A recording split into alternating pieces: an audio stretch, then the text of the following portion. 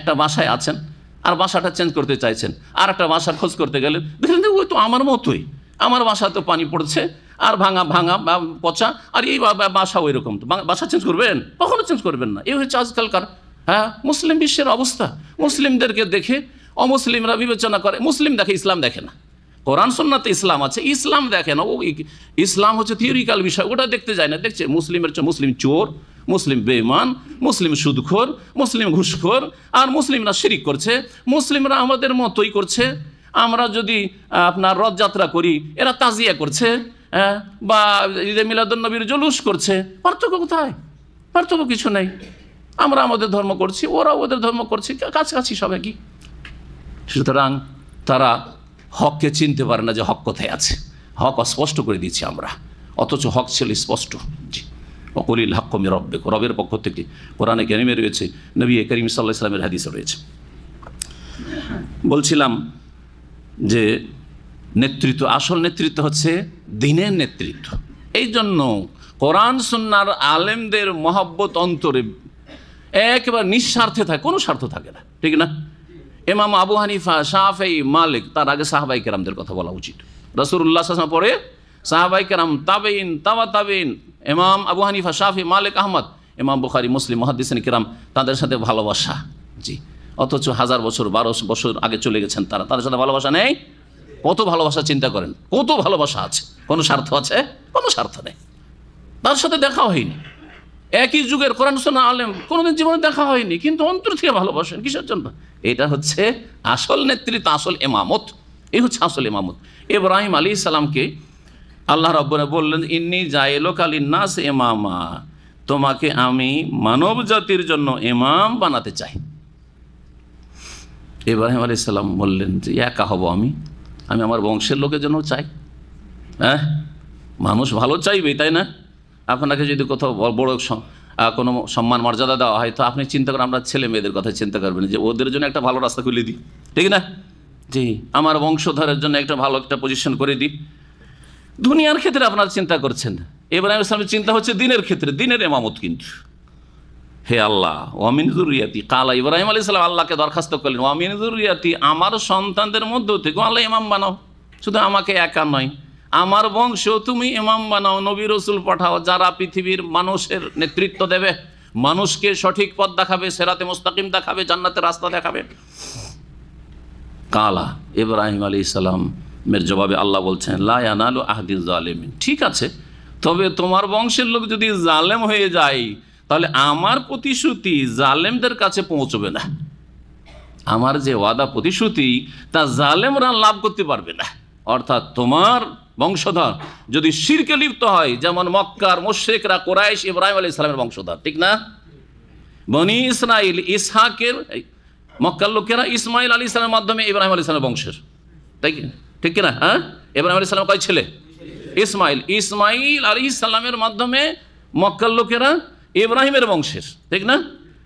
আর ইসহাক আলাইহিস সালামের মাধ্যমে, ইয়াকুব আলাইহিস সালামের মাধ্যমে বনি ইসরাইল, ইহুদি খ্রিস্টানরা, ওরা হচ্ছে ইব্রাহিম আলাইহিস সালামের বংশের। সমস্ত ইহুদি খ্রিস্টান নয়, কিন্তু ওই সব ইহুদি খ্রিস্টান যারা আপনার বনি ইসরায়েল বংশের, ঠিক ওই রকমই সমস্ত মুসলিম ইব্রাহিম আলাইহিস সালামের বংশধর নয়, কিন্তু যারা মক্কার লোকেরা প্রথম যুগে যারা মুহাজিরিন, তারা আরব, তারা ইব্রাহিম আলাইহিস সালামের বংশের ছিল। তো যদি তারা ধর্মের নামে শিরিক করা শুরু করে, কুসংস্কারে লিপ্ত হয়ে যায়, তাহলে তারা হচ্ছে জালেম, পাপে লিপ্ত হয়ে যায়, পাপী হয়ে যায়, অপরাধী হয়ে যায়, আল্লাহর হক নষ্ট করে, মানুষের হক নষ্ট করে, তাহলে তারা জালেম। জালেমরা ইমামত পাবে না তোমার বংশের হইলেও। এর দ্বারা কোরআনে কারীম স্পষ্ট করে দেওয়া হলো যে বংশীয় মর্যাদা আল্লাহর কাছে কাছিয়ে দিতে পারে না, শুধু যদি ঈমান এবং তাকওয়া না থাকে। বোঝা গেছে কিনা? তাওহীদ এবং সুন্নাহ না থাকে। কারণ ভারত, বাংলাদেশ, পাকিস্তানে একটি ফলপ্রসূ লাভজনক ব্যবসা হচ্ছে আওলাদে রসুলের নামে পীর হওয়ার দাবি করা। পীর যদি আওলাদে রসুলের দাবি করতে পারে যে আমরা নবী বংশের পীর, তো ওদের মুরিদানের অভাব নাই, ঠিক না? অথচ আকীদা শিরকি, আমল হচ্ছে বিদআত যুক্ত।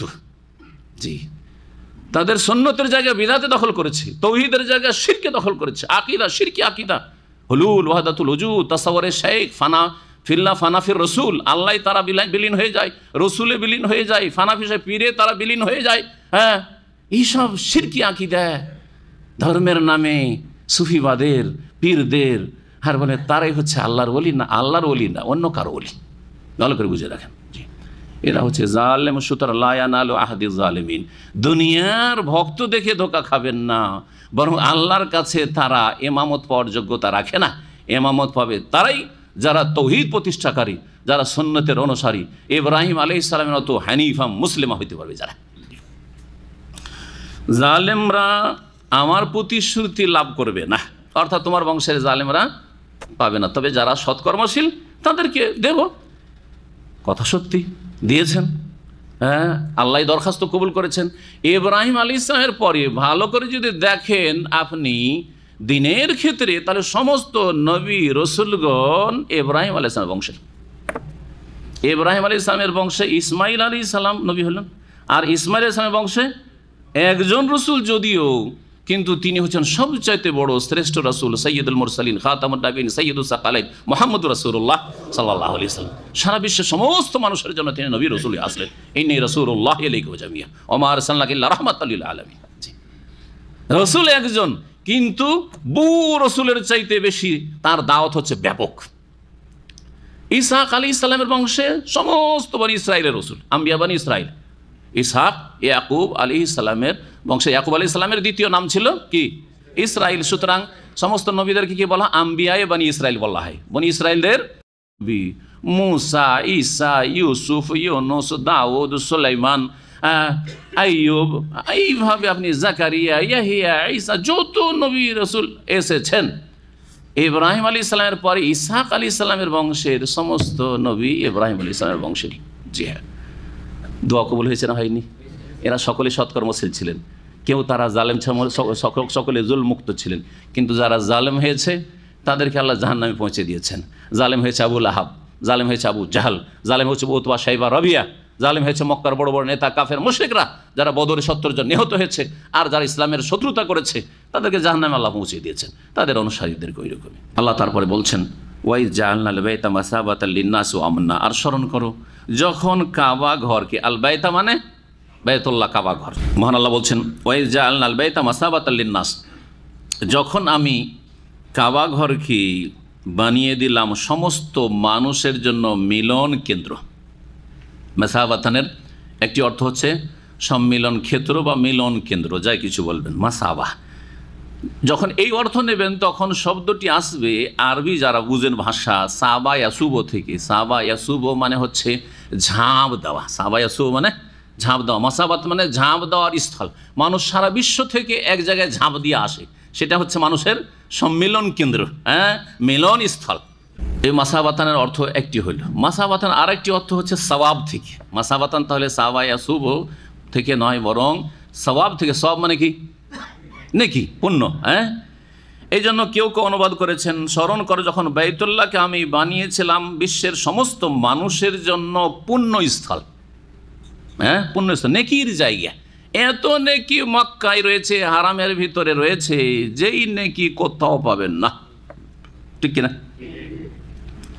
অন্য জায়গার তুলনায় নামাজ আদায় করলে 1 লক্ষ গুণ, 1 লক্ষ গুণ কম নাকি? সারা বিশ্বের কোথাও আপনার হজ হবে না, উমরা হবে না। হজ উমরার জন্য আপনাকে এই হারামে আসতে হবে, বাইতুল্লাহর তওয়াফ, সাফা মারওয়ার সাই, মিনা, আরাফা, মুজদালিফা, এর মাধ্যমে হজ হবে। জি, মাসাবাতুল লিন্নাস।